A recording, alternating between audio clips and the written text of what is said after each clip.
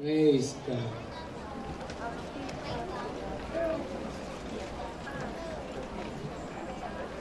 Now this afternoon I would like to share with you a message about being a godly mother. Now it's not just about motherhood, it's not just about being a godly mother, but even in the life of Hannah, who is a mother, we can learn important principles on how to live out our own lives. Now, please forgive me for asking you once again to please stand for reverence of reading God's Word. Tumayo po tayo muli sa ating pong pagbabasa ng salita ng Diyos. I want you to open your Bibles in the book of 1 Samuel.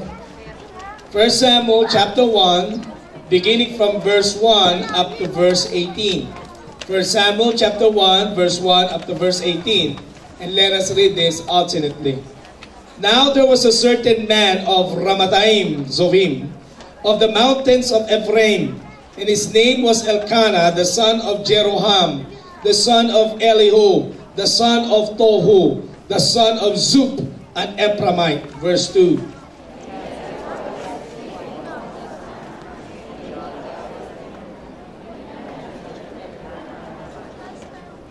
This man went up from his city yearly to worship and sacrifice to the Lord of hosts in Silo. Also the two sons of Eli, Hophni and Phinehas, and the priests of the Lord were there. Verse 4.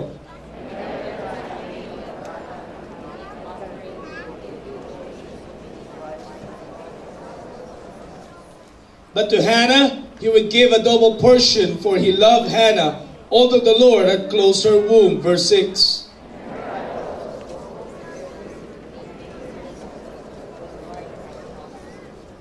So it was year by year, when she went up to the house of the Lord, that she provoked her.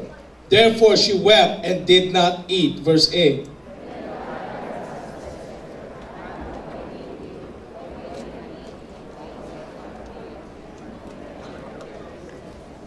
So Hannah arose after they had finished eating and drinking in Silo. Now Eli the priest was sitting on the seat by the doorpost of the tabernacle, not heard.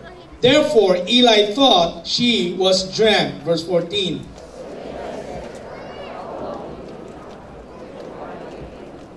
But Hannah answered and said, No, my Lord, I am a woman of sorrowful spirit. I have drank neither wine nor intoxicating drink, but I have poured out my soul before the Lord. 16.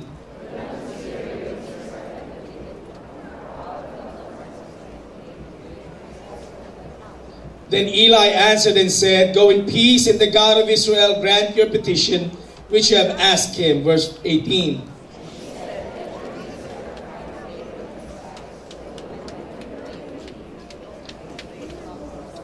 May the Lord add his blessings upon reading of his words. You may now take your seats, please. Now the title of this message is Hannah, a Godly Mother. Now in this text, a childless mother prays for and is given a baby boy. Now she in turn dedicates the child to God. The mother's name is Hannah and her child's name is Samuel. Si Samuel po, ang meaning ng kanyang name ay heard of God. It signified the special circumstances under which Samuel was born. Samuel was a strategic leader in the life of the Israelite people. He served a transitional period in the history of Israel. Siya po ay interim leader between the judges and the kings. There's an encouraging thought behind this passage that God used Hannah to raise a strategic player in his service. According to studies and according to the Word of God, si Samuel ang isa sa pinakamakapangyarihang propeta at sadyang ginamit ng Panginoon to raise up leaders and kings of Israel. And today, to all of the parents who are here, and to all of you mothers who are here, God may be using you as parents or mothers to raise an important leader for our nation, our schools, and even in our churches today. Now, take a look at the life of Hannah at tingnan natin yung kanyang mga ginawang commitment sa parenthood. Una, she prayed desperately for a child. Tandaan natin na kung meron mang katangian si Hannah, isa sa mga katangian niya, siya po ay mapanalanginin. And then she prioritized the rearing of her child. For her, isang karangalan ang palakihin o alagaan ang regalo na binigay ng Panginoon. Pangatlo, she dedicated her child to God. Nung matapos siyang pagkalooban ng Diyos ng regalong handog ng anak, ang anak niya ito ay in turn inihandog niyang pabalik sa ating pong Panginoon. And last, she was faithful to the responsibility of parenting. Now, Hannah was a good example of dedication and a good example of a godly mother. Now, the question is, what can we learn from the life of Hannah that will help us in our walk with the Lord? Ano ba pwede nating matutunan sa buhay niya? Hindi lang yung pagiging ina na pwede nating gamitin pagdating sa pamumuhay natin bilang mga mananampalataya. I want to share with you 3 commitments which Hannah made, which every parent and every person should make. Kung ikaw ay single pa sa ngayon, wala ka pang asawa, wala ka pang pamilya, nais ko rin maintindihan mo mga commitments na ginawa ni Hannah. Dahil hindi lamang ito pang nanay, hindi lamang ito pang magulang, kundi ang mga aral sa buhay ni Hannah ay pwede natin gamitin bilang mga mananampalataya. So the first commitment of a godly mother or a godly person is to, number 1, commit every situation to God. Pakisabi sa katabi mo, every situation. Have you ever found yourself in a difficult situation? Nakita mo na ba yung sarili mo na humarap ka sa matinding pagsubok ng buhay? Now, sometimes we face difficult circumstances or situations in life, di ba? To the point na parang yan, yung picture, gusto mo nang iuntog yung ulo mo. Kapag matindi ang pagsubok ng buhay, parang gusto mong ibang yung head mo sa wall. Because you cannot really understand what you have been going through. At hindi ka na makaisip ng tamang paraan para ikaw ay makalusot pa sa iyong kalagayan. Now let me share with you a story that comes from Chuck Swindoll. Meron pong isang kalsada sa Belfast, Ireland, na kung saan ang mga Catholics at mga Protestants ay nagkakaroon ng matinding pag-aaway. Okay? During the olden times, ang mga Catholics doon galit sa mga Protestants. At ang mga Protestants galit sa mga Catholics. So anong ginagawa nila? Pagka ikaw ay naglalakad mag-isa doon sa street of Belfast, may lalapit sa iyo at tatanungin ka kung ikaw ay Catholic o Protestant. Pag ang sagot mo ay Catholic at yung nanutok sa iyo ay Protestant, bubugbugin ka nila. Ganon din naman sila. Pag ikaw ay Protestant at ang humarang sa iyo Catholic at nalaman nila you are Protestant, they'll beat you up. Bubugbugin ka talaga. Okay? Ganon po ang kanilang problema. So may isang lalaki. Sabi niya, naku, patay. Gabi na. Lalakad ako dito sa street of Belfast. This is very dangerous. So habang naglalakad siya, iniisip niya na, kung may haharang sa akin, ano kaya ang isasagot ko? Isasagot ko kaya Catholic ako? Paano kung yung humarang pala'y Protestant, di bugbog din ako? Isasagot ko kaya Protestant ako? Paano kung Catholic yung humarang, di bugbog din? Sabi niya, ano kaya ang gagawin ko? Lo and behold, nag-iisip pa lang siya, may humarang na sa kanya. Alam niyo ang tanong ng lalaki? Are you Catholic or Protestant? Naku po, patayin na, eto na. Ang hirap naman. Alam niyo, matalining lalaki. Ang sinagot niya, I'm a Jew. I'm not a Catholic, I'm not a Protestant, I'm a Jew. Tumawa ng malakas yung umarang sa kanya. This is my luckiest day. Alam niyo bakit? Ang sagot ng lalaki sa kanya, you're a Jew and I'm an Arab terrorist. You're dead.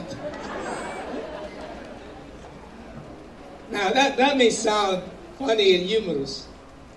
But you see, yung lalaki, yung parang wala siyang paglagyan.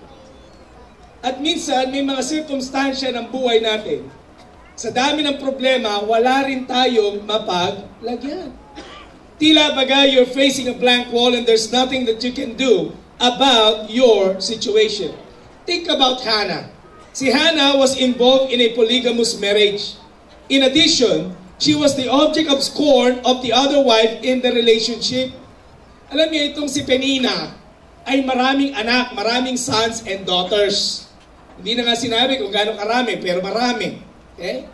At lagi niyang inaasar si Hannah. So ting mag-aalay sila sa silo, lagi niyang inaasar si Hannah, baog. Imagination ko lang yun, okay? She would, ridicule Hannah dahil wala siyang anak. Ito naman si Hannah, naku, Peter, lagi mabigat ang kanyang kalooban. Kasi during the olden times, pag wala kang anak, ang tawag sa iyo, you are cursed. Sinumpa. Sa kanilang panahon, mas marami kang anak, mas blessed. Okay? Pag naglalakad ka at alam nilang may asawa ka, wala kang anak, kung sinumpa yan. Pero pag naglalakad ka, tapos yung mga anak mo, para mga pato, ang dami. No? Ang tawag nila sa iyo, pinagpala ka. Okay? So try to imagine putting yourself in Hannah's shoes. Hannah was feeling disgraced, ridiculed, and was involved in a jealous squabble. It was not a very easy situation for her. It was a tough situation, a difficult situation that she's facing. Bakit? Wala siya pwedeng gawin eh. Para siya'y magkaanak. Wala siya pwedeng gawin o anumang pwedeng bagay na pwede niyang gawing hakbang para yung kanyang sitwasyon ay mabago. But I want you to listen to this.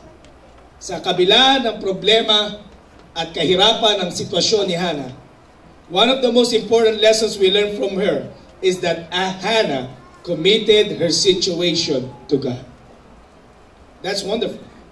Alam niya mahirap yung kanyang kalagayan, ngunit alam din ni Hannah na walang ibang pwedeng tumulong sa kanya kung hindi ang Panginoon. So we can read from the Bible that, and the passage that I have shared with you, na itong si Hannah lumapit sa Diyos. Ikinumit niya sa Panginoon yung kanyang kabigatan. Alam niyo, she just literally poured out her heart before God. Walang pagkukunwari, walang ritual na panalangin, walang magandang mga salita. Ano lang ang sinabi ni Hannah? Binuklat niya, ibinuhos niya ang kanyang damdamin sa ating Panginoon. She just committed everything into the hands of God.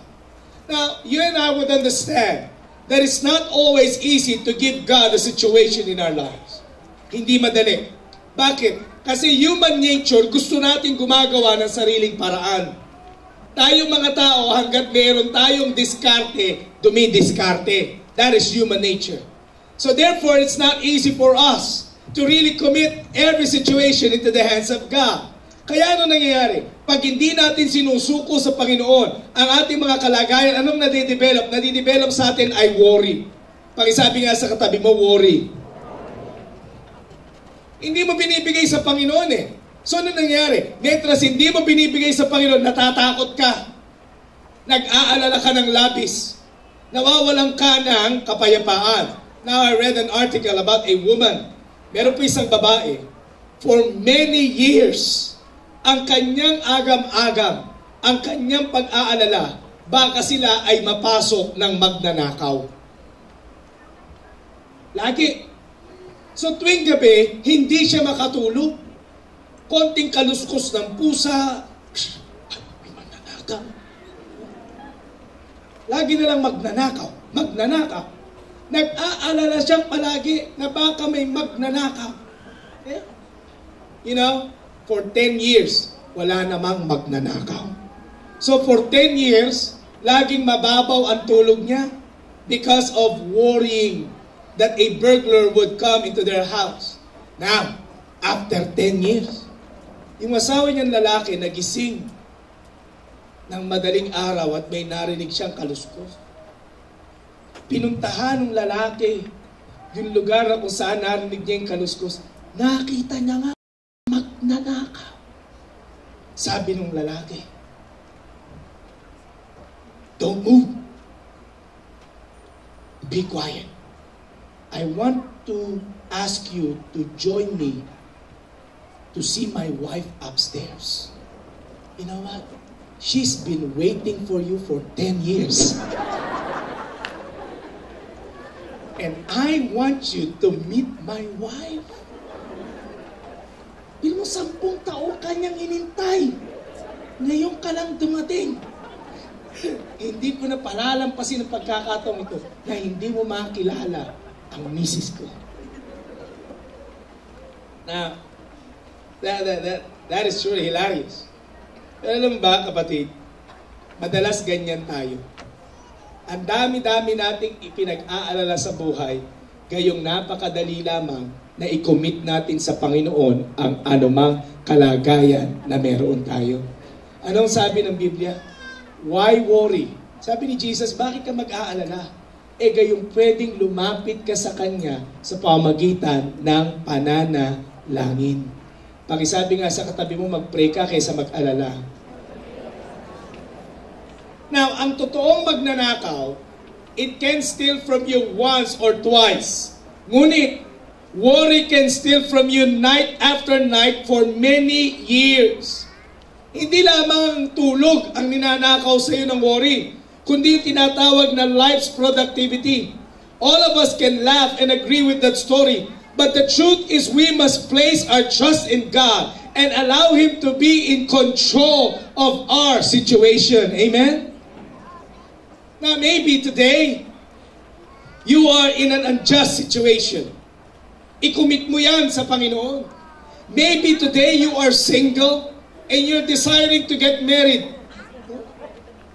Maaring ang edad mo ay pambilang na sa mga huling araw ng kalendaryo. Pastor, ang kalendaryo 31 lang. Siguro ang kanta mo, Jesus, I am 30. I don't know if that is your song. Maybe that is your situation. You're single and you are asking God for you to be married. Now, commit everything to God. Maybe you don't have a job right now. Wala kang trabaho. Lahat na in-applyan mo. Lahat na ng kaya mong pwedeng trabaho, in-apply mo, pero hanggang doon hindi ka pa rin makakuha ng trabaho.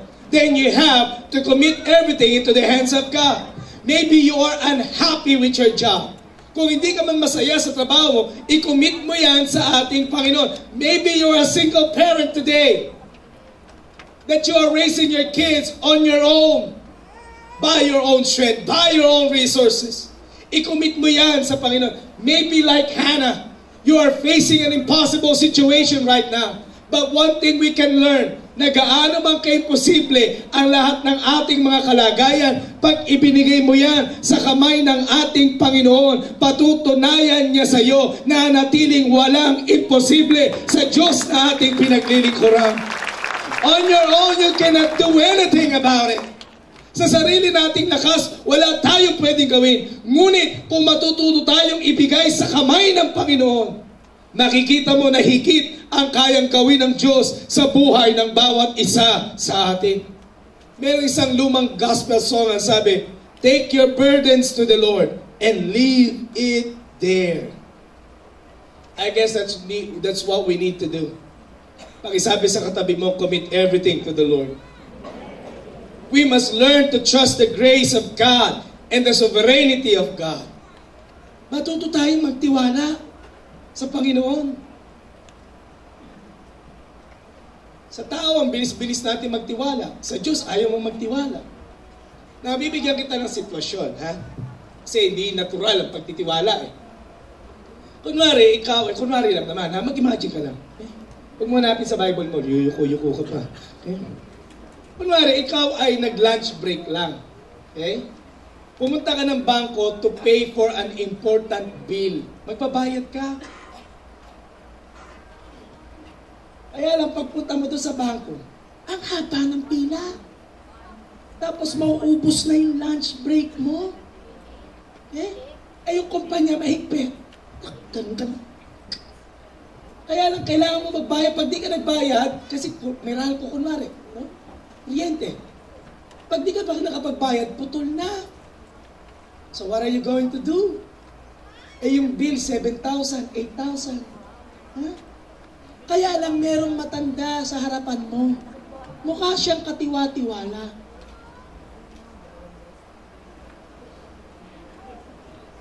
Kailangan mo nang bumalik sa office. Tatanungin kita, Iiwan mo ba sa kanya yung pera mo para siya na magbayad? Iiwan mo? Sino nagsasabing iiwan? Taso ang kamay. Sino pa nagsasabing hindi ko iiwan ever? Sino yung walang masabi? Alam niyo lahat tayo, kahit gaano pa katiwa-tiwala yung mukha ng matanda, at kahit na angelic pa, so to speak, ang kanyang dating, lalo na kung 8,000, hindi mo iwanan yun. 500 nga lang, magdududa ka na eh. Bakit alam natin na hindi naman napupulot ang pera ngayon? It's not easy to trust. It's not easy to put your faith on somebody. Kaya lang, alam mo kapatid, kung yan ay pwede mong gawin sa tao na hindi ka magtiwala, huwag mong gawin yan sa Panginoon. Dahil anong sabi ng Bible? Ang Diyos natin ay hindi tulad ng tao na marunong magsinungaling. Ang Diyos natin ay tapat sa lahat ng kanyang pangako. Kung sinabi sa iyo ng Panginoon na siya ang dakila mong provider, lo and behold, hold on to your faith. Your God will provide for you. Pag sinabi sa iyo ng Panginoon na siya ang iyong manggagamot, lo and behold, He will surely heal your sick body. Kung anuman ang sinasabi ng ating Panginoon, pwede mong panghawakan ang lahat ng yan because God is always faithful to all of His promises to His people. Kung ang Diyos, kapatid, ay tapat sa kanyang mga pangako, ikaw at ako ay pwedeng ipagkatiwala sa kanya ang lahat ng ating kabigatan. Kapatid, pakinggan mo ito. Ang Diyos natin, kahit na imposibleng kalagayan mo, kaya niyang paglakip-lakipin para sa kanyang kapurihan. You know what the Bible tells us, amen? That God worked everything out for good, so that His name will be glorified. Maaaring hindi mo maintindihan ang sitwasyon mo. Alam mo, hindi bagong problema yan, ha?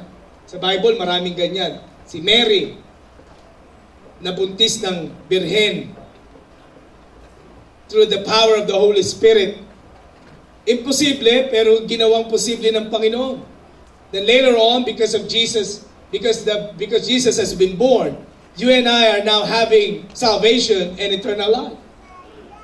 Itong si David, he's the least among all of his brothers. Sa lahat ng magkakapatid, siya yung pinakamaliit. Siya yung pinaka hindi pinapansin. Anong sabi ng Bible? Yung mga kapatid niya, ang pupogi. Ang tatangkat, ang kikisig. Si David, tagapag-alaga ng tupa. He's the least among all of his brothers. Pero bakit kaya si David ang ginawang hari ng Israel? Not just in Israel, but also in Judah. Hindi maganda ang kanyang sitwasyon, but when he learned to commit everything into the hands of God, God had blessed him so much.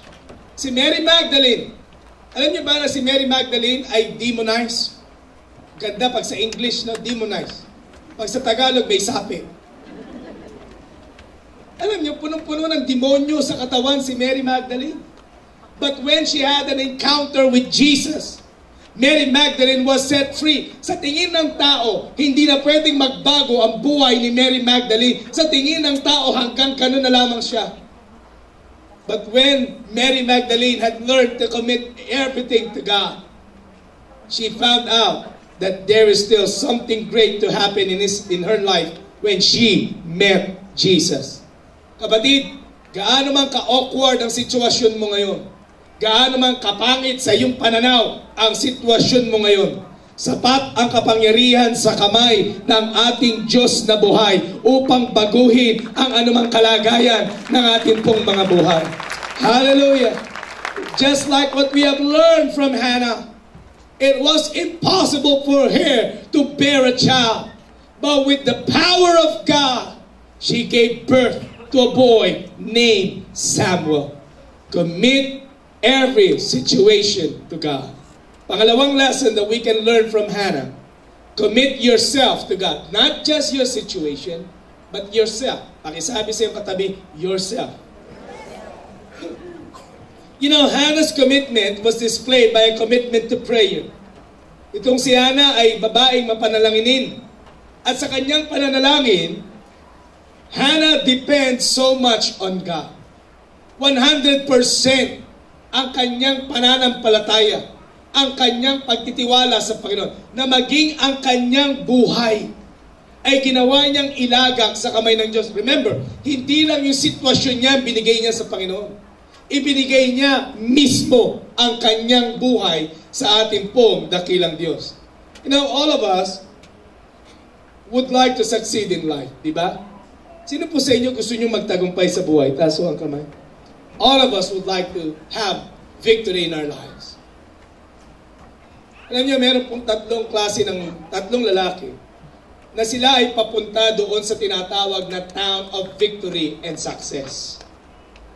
Yung isang lalaki, yung pong town na yon, 200 kilometers away from their place. So itong lalaki, ang unang lalaki, ang sabi niya, tatakbo ko, lalakad ako, para marating ko ang lugar na yon. Alam niyo, for 6 hours, or for 6 a.m. up to 6 p.m., he ran, he walked, pero hindi niya narating. Sobrang pagod. Okay? Tumigil na siya. The second guy, ang ginawa niya, he rode a bicycle. Nag-bike. Sarap, no? Bike.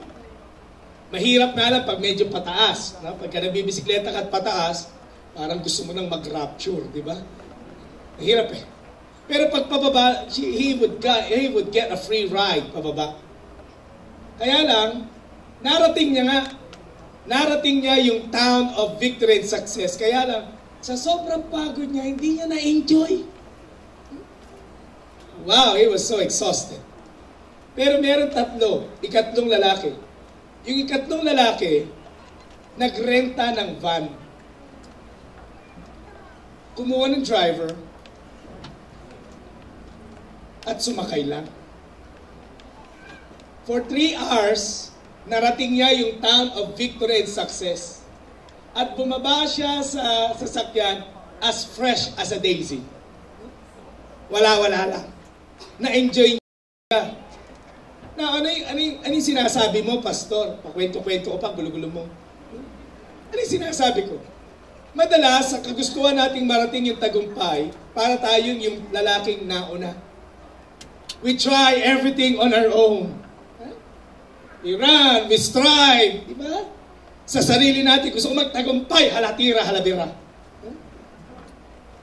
Napapagod ka, hindi ko marating. Kasi bakit? Sariling effort. Yung pangalawang lalaki, madalas ganun din tayo. Minsan, nagtitiwala ka sa Panginoon, minsan, hindi. Half-hearted. No? Parang nakasakay sa bike. Okay? Minsan, nagtitiwala ako kay Lord. Pero pagdating ni Lord, parang makaluma, makadiskarte nga ng sarili. Alam mo yung ganung klase ng buhay, nakakapagod yun. You may reach your place na sinasabi mong success, but you can never really enjoy it. Because deep inside your life, you know and you understand na ikaw ay hindi lubos na sumuko sa Panginoon. Pero may pangatlong klase, and I don't know kung ganito ka, that you allow somebody to drive your life. That you allow God to take on the wheel and bring you to the road of victory. Bring you to the town of victory. Kapatid, hindi ko alam kung anong klaseng ka doon sa tatlong lalaking iyon. But it is my prayer na maging katulad tayo ng pangatlo. I-commit natin sa Panginoon. Hayaan natin na siya ang mag-drive ng mga buhay natin. Amen? I-commit mo sa Panginoon ang buhay mo. Hayaan mo siya. Alam mo, pagka ikaw ay nagpapadrive o may driver ka, you still need to follow some rules. Ha? Hindi naman, kayo ba may nasakay na ba kayo na mas marunong pa sa'yo? Ikaw yung driver pero yung sakay mo mas marunong. Yung kapag ka nagdadrive ka, ang unang ang layo ba? Una ng At habang nagdadrive ka, pag pumipreno ka, gumaganon din. Alam niya, sa atin lang ito. Nandito ba nanay ko? Wala. Kaninang maga. Okay. Ang mom ko, pag nakasakay siya sa akin, at medyo tumuli ng konti, at medyo sumasarap yung tapak. Alam mo na yan, pag nagdadrive ka, medyo sumasaya ang tapak.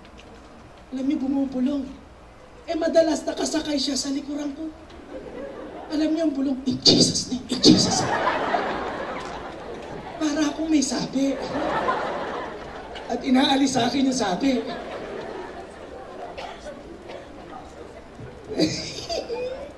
That's not really a happy moment of driving.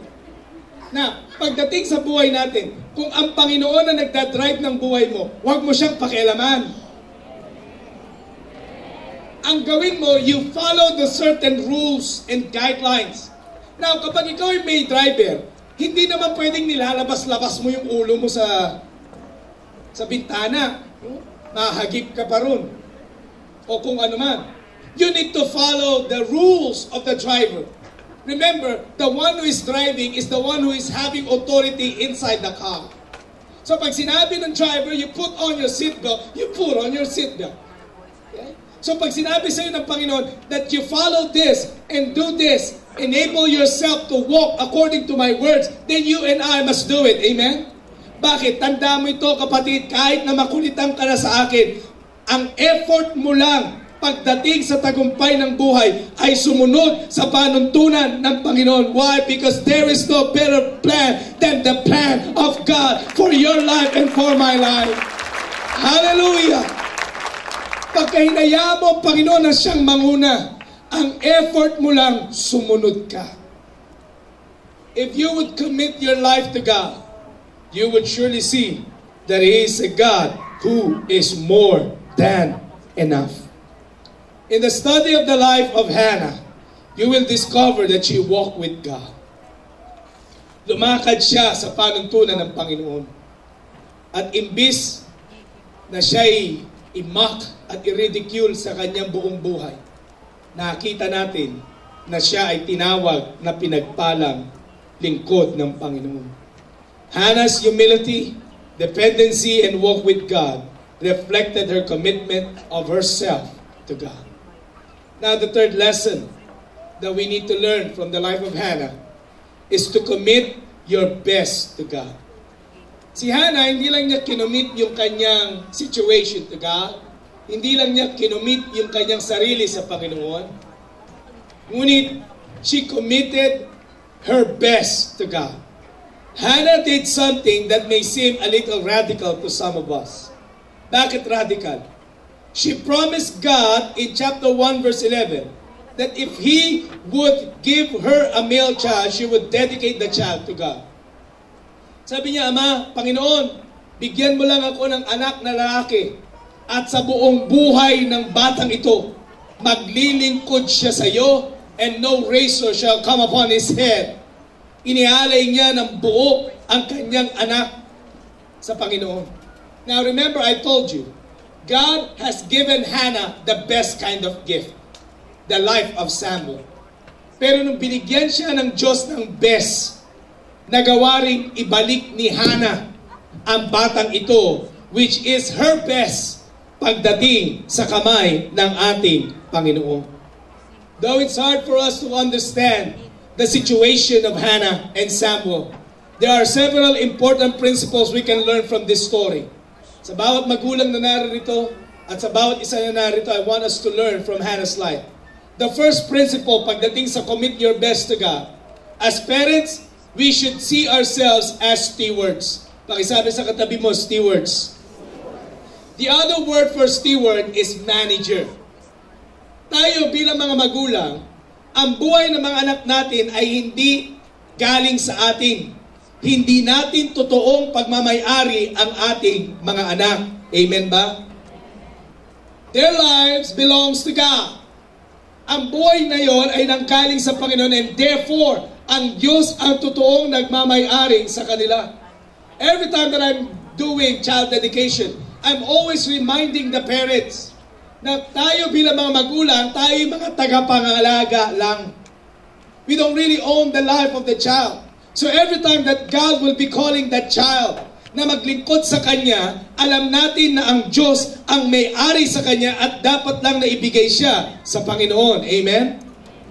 Now, sa anumang possession na meron ka, hindi lang pagdating sa anak, sa anumang possession na meron tayo, kayamanan, katanyagan, sa anumang resources na meron ng ating mga kamay. I want you to understand this. Nasa iyo ang mga bagay na yan, hindi dahil magaling ka. Hindi dahil matalino ka. Hindi dahil sa iyo, nasa iyo ang lahat ng diskarte sa buhay. Ikaw ay inangat ng Panginoon, ikaw ay pinagpala ng Diyos, ikaw ay mayroong kayamanan kung meron man, at ikaw ngayon ay tumatanggap ng lahat ng iyan. Hindi dahil sa sarili nating kagagawan, kundi dahil sa kabutihan, katapatan at pag-ibig ng Diyos sa buhay ng bawat isa sa atin. Hallelujah! And we need to understand that we are just but mere managers of God's resources. Pakisabi nga sa katabi mo, manager ka lang. So God is just entrusting to us all of these resources. Everything belongs to God.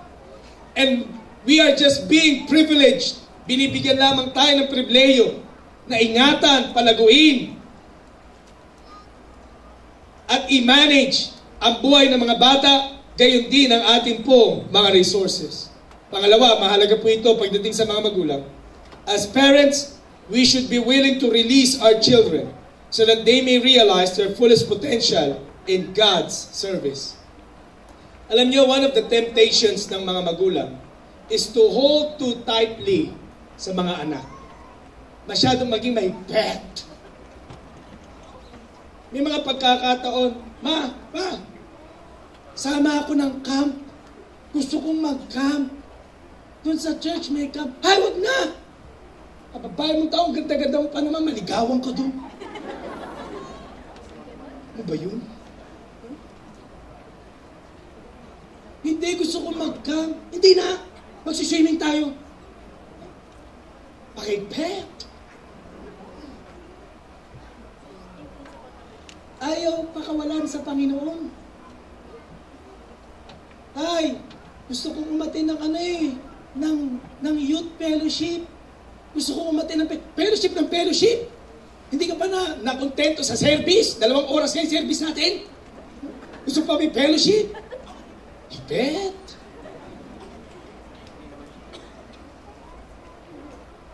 Ay, gusto ko nga palang mag-aral, mag-gitara. Kasi gusto ko tumugtog sa church. Para magamit naman yung talento sa Panginoon. Nag-aaral ka ba, anak? Huwag kang nag-aaral, mag-gitara. Anong gusto mo? Tutugtog ka sa church? May pasok? No? Tutugtog ka, mapapagod ka lang. May practice ng Sabado yung mga yan. Pag nag-practice sila, minsan ginagabi. Tapos linggo, tutugtog, maghapon. Ano mangyayari sa'yo? Pagpasok ng Lunes, hilong-talinong ka. Kalimutan mo na yan. Ipet. Sungit. Pasalamat ka nga, bakit? Gusto tumugtog ng anak natin o ng anak mo sa church. Hindi yung gusto ko matutog tumugtog tayo. Kasi gusto ko pag nagiinuman kami ng barkada ko may music. Ano mas gusto? Ano mas gusto mo? Those are the temptations that most parents are committing. Kung ikaw ay wala pang anak sa ngayon, pag-isip-isipan mo na yan. You release them in God's service. Pasalihin mo sila. Ikaw mismo yung maging avenue na hindi hadlang kung hindi taga-tulak sa ating mga anak na mag-involve sa gawain ng Panginoon. Alam mo, totoo yung sinasabi ng salita ng Diyos. Sa kanilang mga murang edad, nakikita na nila mga bagay nito, natututunan na nila ang salita ng Diyos. Ano nangyayari sa kanila? Maging sa kanilang pagtanda, hindi nila gagawing talikuran ang salita ng Diyos. They will never depart from God's Word. They will never depart in serving God. You release them in the service of the Lord. You know what? I really love my mom for allowing me to be in service to God. Laging yun ang tagatulak. Ayoko umatin ng DBBS, umatin ka. Ayoko umatin ng Sunday School, iahatid ako sa Sunday School. Siya, teacher mo. She will do that. Ayaw mong mag-church, kunwari tutulog-tulog ka pa. Panahon na magsimba, ayaw mong magsimba. Binibihi, natutulog. Pagmulat ng mata mo, pihis ka na. And I thank God. Sabi nun, mag-join ng choir, mag-choir ako. Mag-join ng youth, nag-youth ako. Lahat sinalihan ko, women's lang hindi. But kidding aside, you know, my parents have told me that I need to be, be of service unto God. At sa anumang talento, alam niyo mga kapatid, hanggang ngayon, practice ko po yun. Sa talento, kailangan ang Panginoon ang nagbe-benepisyo. Kung magaling kang kumanta, bago ka nagsasasali doon sa your face, alam na lang yun. O kung anumang contest ang sasalihan mo, dapat yung talento mo maibigay mo muna sa Panginoon. Amen? Kahit na mga magulang ko, tinuruan ako pag may bagong damit ka, Sunday mo suotin. Kaya, pagka, may bago akong damit, masok nga ng linggo. Why am I telling you this? Ikaw bilang magulang, malaki ang kapangyarihan mo sa buhay ng mga anak mo, na ikaw mismo ang maglagay sa kanila sa paglilingkod sa Panginoon. Amen? Alam mo si Hannah, siya pa ang naghatid kay Samuel, kay Eli. Ipinagkatiwala niya si Samuel kay Eli na maglingkod sa templo. She had offered Samuel's life unto the Lord. Siya mismo ni-release niya si Samuel sa paglilingkod sa Panginoon. Last principle, always remember that God knows what to do with them far better than we as parents. Kapatid, mas kilala, ikaw at ako ay nilikha ng Diyos sa kanyang sariling mga kamay. Alam niya ang ating mga kahinaan, alam niya ang ating mga kalakasan, alam niya ang ating mga pangangailangan. And therefore, pagdating sa buhay ng ating mga anak, huwag mong kakalimutan na higit ang Diyos ang kayang mangalaga sa buhay ng bawat isa sa kanila. Now, sasabihin mo sa akin, Pastor, hindi mo naintindihan eh. Pagdalaga ng anak mo at maganda siya, promise, mag-aalala ka na mag-join siya ng camp, mag-join siya ng ganito, mag-join nga lang ng ministry, baka maligawan. O kung ano man. Kapatid, wala pa ako dyan sa stage na yan. I don't know. Okay? Hindi ako makaka-relate sa iyo. Pero isa lang alam ko. Kapag kay pinagkatiwala mo sa kamay ng Panginoon ang buhay ng anak mo, at lubusan mong siya'y pinanampalatayanan na aayusin niya ang buhay ng anak mo, kapatid, magtiwala ka na kailanman hindi hayaan ng Diyos na mapariwara ang anak mo, lalo na paglilingkod sa Panginoon. Amen? Pakisabi sa katabi mo, magtiwala ka kasi. God knows what to do with our children far better than we as parents. Now, brothers and sisters, these are the things that we can learn from the life of Hannah. In the life of Hannah, she committed every situation to God, all her situations to God. And not just her situation, but Hannah committed herself to God. And when God had answered her prayers, Hannah committed her best to God. Sa buhay mo at sa buhay ko, ano man ang kalagayan mo, isuko mo ang lahat ng yan sa Panginoon. Maging ang buhay mo, ialay mo sa Kanya. And when God had performed a mighty miracle in your life, give and offer to Him your best praise, your best thanksgiving. Let us bow our heads and let us pray. Our gracious God and Heavenly Father, this afternoon we would like to thank You for giving us this wonderful opportunity that we had received Your word. Lord, it is my prayer that You will continually speak to us. Beyond the sound of this microphone, I pray that You would speak to us individually. Tagpuin Mo ang bawat isa sa amin, Panginoon. Patuloy Mo kaming kausapin. Dalangin ko po, Panginoon, na Ikaw nga po ang tunay na magbukas ng aming mga puso, ng aming mga isipan. O Diyos, may mga bagay na sadyang masakit. May mga bagay na nagre-rebuke sa amin. But still, Lord, we want to thank You. Dahil ibig sabihin lamang po nito, hindi ka patapos sa amin. Nananatiling kami po ay binabago Mo. Glory by glory. Habang lahat ng uli na kayo ko, bamatay nakapikit. Sa hapon na ito, kapatid, You know what? A life that is blessed is a life that is committed to God.